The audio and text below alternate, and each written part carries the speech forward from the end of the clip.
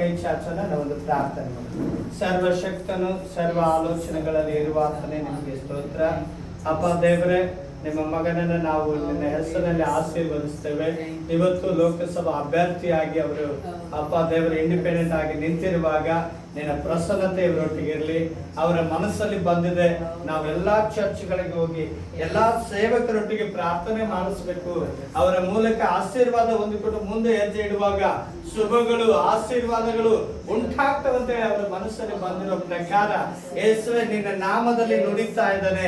ಇವರ ಇಡುವ ಹೆಜ್ಜೆಯು ಆಶೀರ್ವಾದವಾಗಿರಲಿ, ಇವರು ಹೋಗುವ ಸ್ಥಳಗಳು ಆಶೀರ್ವಾದವಾಗಿರಲಿ, ಇವರು ಕೇಳುವ ಎಲ್ಲ ಮತಗಳು ಇವರ ಕಡೆಗೆ ಒದಗಿ ಬರಲಿ, ಇವರ ಕಡೆಗೆ ಮತಗಳನ್ನು ಹಾಕುವ ಮನಸ್ಸುಗಳನ್ನ ಎಲ್ಲರಿಗೂ ಒದಗಿಸಿಕೊಡು.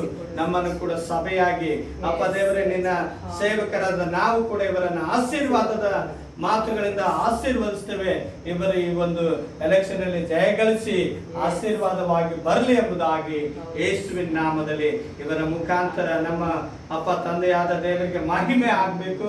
ಮತ್ತೆ ಇವರ ಹಿಂಬಾಲಕರನ್ನ ಇವರ ಹೋಗುವ ಎಲ್ಲ ಸ್ಥಳಗಳು ಆಶೀರ್ವಾದವಾಗಿ ಸಫಲತೆಯನ್ನು ಕಾಣಲಿ ಎಂಬುದಾಗಿ ಯೇಸುವಿನ ನಾಮದಲ್ಲಿ ಬೇಡ್ತೇವೆ ತಂದೆ. ಆಮೆನ್.